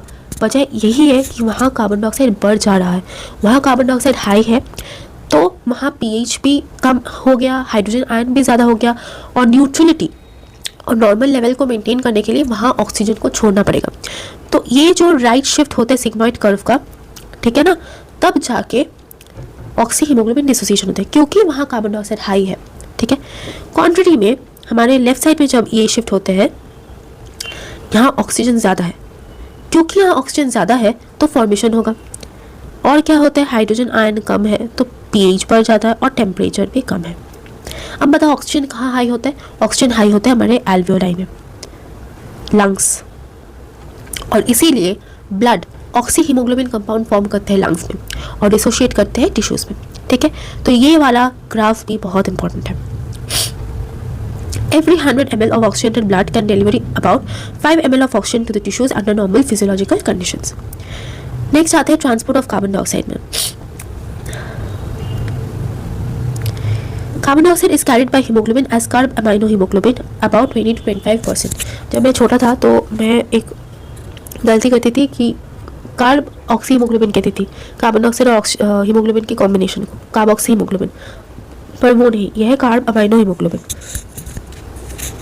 This binding is related to the partial pressure of carbon dioxide. Partial pressure of oxygen is a major factor which could affect this binding. क्यों? ऑक्सीजन ज़्यादा है तो ऑक्सीजन से बाइंड करेगा, अगर कार्बन डाइऑक्साइड का पार्शियल प्रेशर ज़्यादा है तो कार्बन डाइऑक्साइड से बाइंड करेगा। When partial pressure of carbon dioxide is high and PO2 is low as in the tissues, more binding of carbon dioxide occurs। मतलब ये जो राइट शिफ्ट है, यहाँ हमने क्या बताया कि ऑक्सी हीमोग्लोबिन का डिसोसिएट हो रहा है। ऑक्सीजन तो टिश्यू तक चले जाएगी पर हीमोग्लोबिन तो अकेला नहीं रह सकता, उसे किसी का पार्टनर तो चाहिए, उसे किसी का पार्टनरशिप चाहिए, इधर ऑक्सीजन का या तो कार्बन डाइऑक्साइड को। तो जैसे ही वो ऑक्सीजन को छोड़ रहा है, देख रहा है कि कार्बन डाइऑक्साइड बहुत ज़्यादा है तो वो कार्बन डाइऑक्साइड के साथ पार्टनरशिप कर लेते हैं। ठीक है ना। अब उल्टे तरफ से अगर ये देखो कि लंग्स में क्या हो रहा है, लंग्स में दिख रहा है कि कार्बन डाइऑक्साइड कम है, ऑक्सीजन ज़्यादा है। तो क्योंकि कार्बन डाइऑक्साइड कम है तो उसे तो कार्बन डाइऑक्साइड वहाँ छोड़ना पड़ेगा, और जैसे ही वो कार्बन डाइऑक्साइड को छोड़ रहा है, देख रहा है कि ऑक्सीजन है, पार्टनरशिप करना पड़ेगा, तो हीमोग्लोबिन वहाँ पार्टनरशिप कर लेते हैं। तो हीमोग्लोबिन कहीं पे भी अकेला नहीं रह रहा, टिश्यू में वो देख रहा है कि ऑक्सीजन कम है तो ऑक्सीजन को छोड़ के वो कार्बन डाइऑक्साइड के साथ पार्टनरशिप कर लेते हैं, और एल्वियोलाई में उल्टा हो रहा है।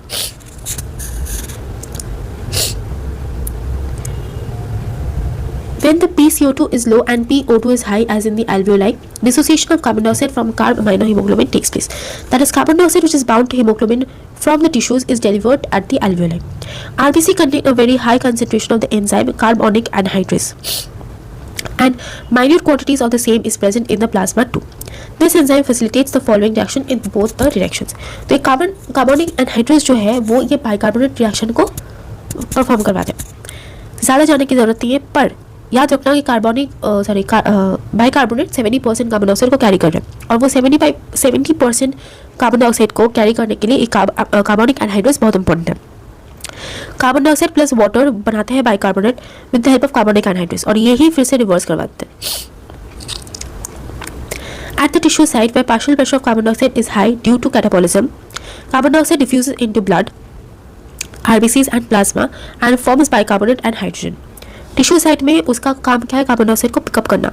हमने देख लिया कि कैसे आरबीसी में होता है, प्लाज्मा में देख रहे हैं कि वो बाइकार्बोनेट फॉर्म में कर रहा है, ठीक है ना. हीमोग्लोबिन के साथ जब बाइंड कर रहा है वो तो हमने यहाँ देख लिया सिग्मोइड कर्व की तरह, और जब बाइकार्बोनेट फॉर्मेशन कर रहे हैं तो ऐसे कर रहे हैं. At the alveolar site where PCO2 is low, वहाँ बाइकार्बोनेट से वो छोड़ देगा, leading to the formation of carbon dioxide and water. Thus, carbon dioxide trapped as bicarbonate at the tissue level and transported to the alveoli is released out as carbon dioxide. Every 100 ml of deoxygenated blood delivers approximately 4 ml of carbon dioxide to the alveoli. यहाँ हमने देखा था every 100 ml of oxygenated blood 5 ml of oxygen को देते हैं tissue को, और यहाँ 4 ml देते हैं alveoli को. ये हो गया ट्रांसपोर्ट ऑफ गैसेस. नेक्स्ट आते हैं एक इंपॉर्टेंट पोर्शन, वो है रेगुलेशन ऑफ रेस्पिरेशन. अब हमने देख लिया कि कैसे एयर इंस्पायर एक्सपायर हो रहे हैं, हमने देख लिया कि कैसे वो ट्रांसपोर्ट होते हैं. अब देखना पड़ेगा कि रेगुलेट भी कैसे हो रहे हैं. Human beings have a significant ability to maintain and moderate the respiratory rhythm to suit the demands of the body tissues. This is done by the neural system. A specialized center present in the medulla region of the brain called the respiratory rhythm center is primarily responsible for this region. Regulation. हमारे brain में है medulla oblongata, उसे हम क्या कहते हैं? उसे हम सेंटर कहते हैं. ब्रेन के हर कोई फंक्शंस को रेगुलेट करते हैं मेडुला. इसी मेडुला में प्रेजेंट है the respiratory rhythm centre. Another centre present in the pons region, medulla के पास ही है, it's also called the pneumotaxic centre, can moderate the functions of the respiratory rhythm centre. Neural signals from the center can reduce the duration of inspiration and thereby alter the respiratory rate. यहाँ एक बहुत important point है जो फिर से लोग miss कर जाते हैं. लाइन में क्या कह रहे हैं कि neural signals from this centre, कौन से सेंटर? रेस्पिरेटरी रिदम और pneumotaxic centre, can reduce the duration of inspiration and thereby alter the respiratory rate. तो अगर क्वेश्चन कल आया कि how can the neural regulation alter the respiratory rate, option A by regulating the expiration, option B by regulating the inspiration, option C regulating the muscles, option D all of the above. बहुत option D होगा altering both inspiration and expiration. बहुत students option D को जाएंगे. क्यों? बहुत students को लगेगा कि रेस्पिरेशन है तो बोथ इंस्पिरेशन एंड एक्सपिरेशन हो रहा है, तो न्यूरल रेगुलेशन शायद दोनों को ही हो रहा है. नहीं, न्यूरल रेगुलेशन सिर्फ इंस्पिरेशन को अफेक्ट करेगा, एक्सपिरेशन को नहीं अफेक्ट करेगा. ये साफ एनसीईआरटी में लिखा हुआ है. वो इंस्पिरेशन को जैसे ऑल्टर करेगा वो खुद ब खुद पूरी रेस्पिरेटरी रिदम को ऑल्टर कर देंगे. A chemosensitive area is situated adjacent to the rhythm centre. Rhythm centre कौन कौन है? ये है और ये है. Is highly sensitive to carbon dioxide and hydrogen ions. हमारे बॉडी में दो फेनोमेनन होते हैं, रेस्पिरेटरी एसिडोसिस और रेस्पिरेटरी एल्कलोसिस. एक्स्ट्रा इन्फॉर्मेशन है ये, जब मेडिसिन वगैरह नर्सिंग जो भी है अगर पढ़ोगे, हेल्थ को रिलेटेड कुछ पढ़ोगे तो ये बहुत इंपॉर्टेंट है पढ़ने के लिए. तो हमारे बॉडी में एसिडिटी को मेंटेन करने के लिए बफर सिस्टम्स होते हैं और उसमें हमारे रेस्पिरेटरी सिस्टम भी आते हैं. Acidity is basically the amount of hydrogen ion concentration, और इसे मेंटेन करने के लिए है बफर सिस्टम. बफर सिस्टम एक इंपॉर्टेंट रोल प्ले करते हैं रेस्पिरेटरी सेंटर, और रेस्पिरेटरी सेंटर में अगर कोई डिसऑर्डर हो तो हो जाते हैं रेस्पिरेटरी एसिडोसिस और एल्कलोसिस. एसिडोसिस मतलब एसिडिटी बढ़ जाना, और एसिडिटी क्यों बढ़ते हैं? हाइड्रोजन आयन कंसंट्रेशन बढ़ जाए. जब हाइड्रोजन आयन जब कंसंट्रेशन बढ़ जाए, सिग्मोइड कर्व में हमने क्या देखा था? कार्बन डाइऑक्साइड की कंसंट्रेशन भी बढ़ रहा है और पीएच कम हो रहा है. और एल्कलोसिस मतलब हाइड्रोजन आयन की कंसंट्रेशन कम हो जा रहा है, बाइकार्बोनेट की कंसंट्रेशन बढ़ जा रहा है. बाइकार्बोनेट की कंसंट्रेशन अगर बढ़ रहा है तो कार्बन डाइऑक्साइड की कंसंट्रेशन कम हो जाते हैं. क्यों? एक तो ये सिग्मोइड कर्व में दिख रहा है, ठीक है ना, कि हाइड्रोजन आयन कम हो रहा है तो कार्बन डाइऑक्साइड भी कम है क्योंकि ऑक्सीजन ज़्यादा है. और याद रखना अगर बाइकार्बोनेट बढ़ जाए तो bicarbonate is a compound which is holding carbon dioxide, ठीक है ना, तो वो कार्बन डाइऑक्साइड को रिलीज नहीं कर रहे, तो इससे हो जाता है एल्कलोसिस. तो बेसिकली दो डिजीज होता है, एसिडोसिस और एल्कलोसिस, और ये एसिडोसिस और एल्कलोसिस बॉडी में कभी भी हो सकते हैं। अगर इसे रेस्पिरेटरी सिस्टम ठीक से रेगुलेट ना कर पाए तब हो जाते हैं वो डिसऑर्डर। पर सिचुएशन को कहते हैं, सिचुएशन को कंट्रोल रखते हैं ये केमोसेंसिटिव एरिया जो कि हमारे रिदम सेंटर के पास है, ठीक है। तो जब एसिडोसिस होता है तो तब क्या मैंने कहा कि हाइड्रोजन आयन कंसंट्रेशन बढ़ जाता है, कार्बन डाइऑक्साइड की कंसंट्रेशन बढ़ जाता है, हाइड्रोजन आयन और कार्बन डाइऑक्साइड दोनों बढ़ जाते हैं। तब क्या होता है, रेस्पिरेटरी सेंटर हमारे बॉडी को सिग्नल्स भेजते हैं कि और ज़्यादा इंस्पिरेशन करो, तेज इंस्पिरेशन करो, इंस्पिरेटरी रेट को बढ़ा देते हैं। और जैसे ही इंस्पिरेटरी रेट बढ़ जाते हैं वैसे ही कार्बन डाइऑक्साइड जल्दी से रिलीज हो जाता है और बॉडी स्टेबलाइज हो जाते हैं। सिमिलरली अगर एल्कलोसिस हो रहा है, बॉडी में कार्बन डाइऑक्साइड कम हो रहा है, अब सोचो कि कार्बन डाइऑक्साइड तो खराब चीज़ है, टॉक्सिक है, तो वो उसे तो निकलना ही पड़ेगा, ठीक है। बात कार्बन डाइऑक्साइड की नहीं है, बात है यहाँ बाइकार्बोनेट की। बॉडी में अगर नॉर्मल एसिडिटी लेवल जो पीएच है हमारे 7.4 ब्लड का, वो अगर मेंटेन ना हो तो बॉडी में प्रॉब्लम हो जाएगी। एसिडिटी पीएच लेवल को मेंटेन करना पड़ेगा, नॉर्मल है वो। अगर वो इम्बैलेंस हो रहा है तो बॉडी में हर तरीके के डिजीज हो सकते हैं। एल्कलोसिस में कार्बन डाइऑक्साइड जरूर कम हो रहा है पर उसके साथ साथ बाइकार्बोनेट बढ़ जा रहा है, मतलब बेसिसिटी बढ़ रहा है, एसिडिटी कम हो रहा है, तो वो भी बुरा है। तब क्या होता है, इंस्पिरेटरी रेट को कम कर दिया जाता है और तब बॉडी की जो मतलब कार्बन डाइऑक्साइड की मतलब ज़्यादा फ्लश आउट हो रहे हैं वो कम हो जाएंगे और उसके साथ साथ बाइकार्बोनेट भी स्टेबलाइज हो जाता है और हाइड्रोजन आयन स्टेबलाइज हो जाते हैं, मतलब पीएच फिर से स्टेबलाइज हो जाता है, ठीक है ना। जब लोग ज़्यादा हाइपर हो जाते हैं, एंग्शियस हो जाते हैं, उसमें रेस्पिरेटरी एल्कलोसिस दिखे जाते हैं, ठीक है ना। या सो दैट्स इट।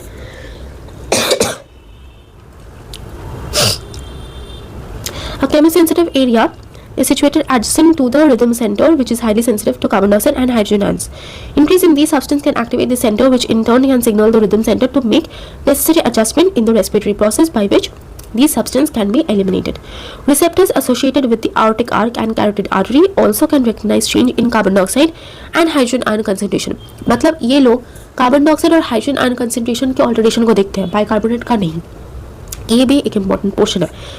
क्वेश्चन आ सकता है कि जो रेस्पिरेटरी रिदम सेंटर है या केमोसेंसिटिव एरिया है वो किस चीज़ से सेंसिटिव है, ऑक्सीजन की, कार्बन डाइऑक्साइड की, बाइकार्बोनेट की, हाइड्रोजन की।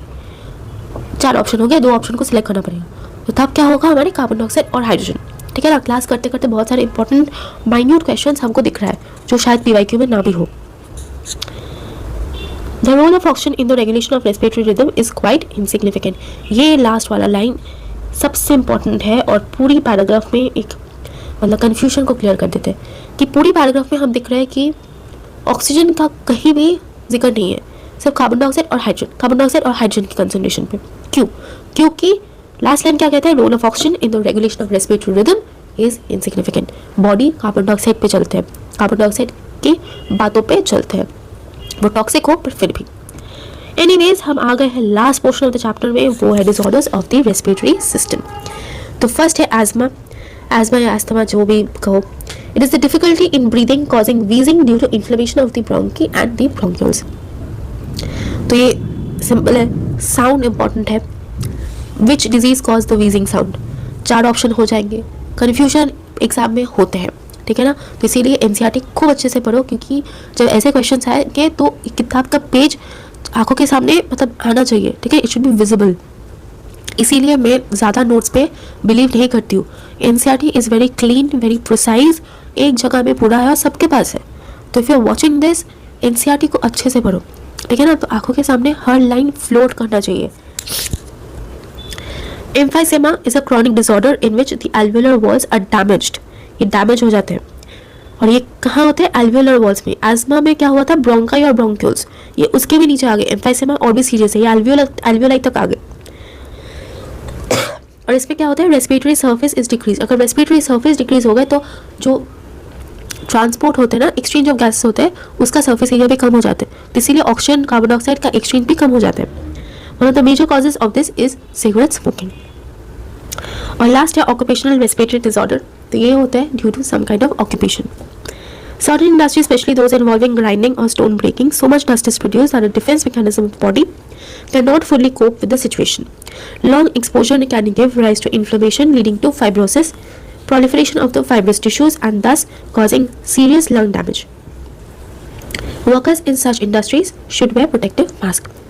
तो बेसिकली लंग्स में जहाँ फाइब्रस टिश्यूज प्रेजेंट है वहाँ इन्फ्लेमेशन हो जाता है, ओके, ये है ऑक्यूपेशनल रेस्पिरेटरी डिसऑर्डर।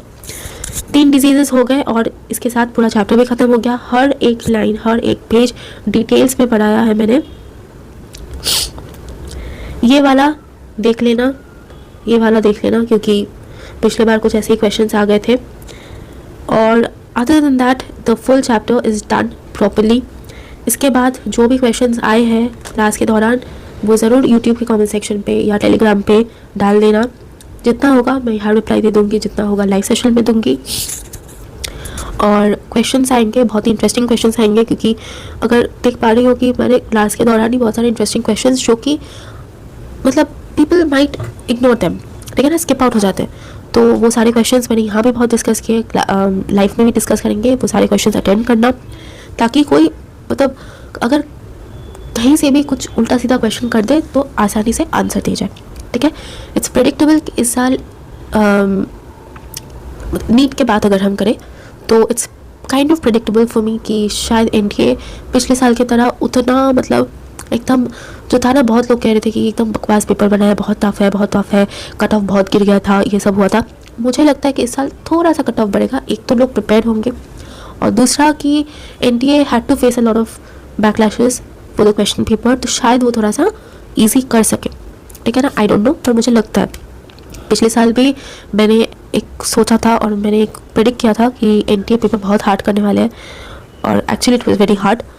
तो बायोलॉजी का पेपर मुझे उतना नहीं लगा था जितना लोग कह रहे थे। इट वाज टेक्निकल, पर पेपर वैसे होना चाहिए।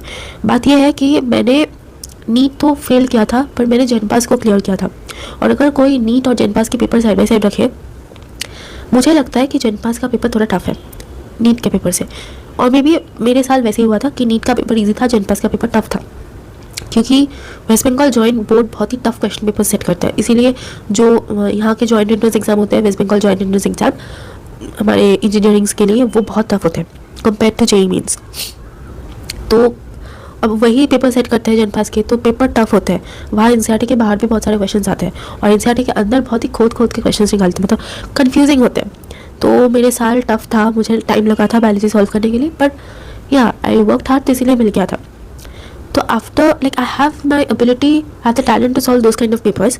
तो इसीलिए मुझे शायद पिछले साल की नीट के पेपर बायोलॉजी, फिजिक्स केमिस्ट्री का पता नहीं, पर बायोलॉजी का पेपर मुझे तो मतलब जितना लोग कह रहे थे उतना टफ नहीं लगा था, थोड़ा सा मतलब ठीक था, स्टैंडर्ड था। कंपटीशन है तो स्टैंडर्ड होना चाहिए। 10, 15, 20 लोग 720 में 720 ला रहा है, वो स्टैंडर्ड नहीं है, ये वाला स्टैंडर्ड था। थोड़ा सा अगर इजी हो जाता है तो लोग थोड़ा मोटिवेटेड भी हो जाते हैं, बट ठीक है। मोस्ट इंपॉर्टेंटली स्कैम वगैरह ना हो, वही सबसे अच्छा है। एनीवेज, ये सब बातें होते रहेंगे। जो मेन बात है कि आप लोग अच्छे से पढ़िए, जो भी डाउट्स होगा ज़रूर डालना, जो भी क्वेश्चंस होगा ज़रूर डालना, और मैं जो क्वेश्चंस दूंगी वो ज़रूर आंसर करना, ठीक है। इंस्टा में भी आएंगे, टेलीग्राम में भी पोस्ट डालूंगी, जहाँ सॉल्व करने का मन करे कर लो। और या that's it, will meet again soon. Till then अच्छे से पढ़ाई करो। All the very best.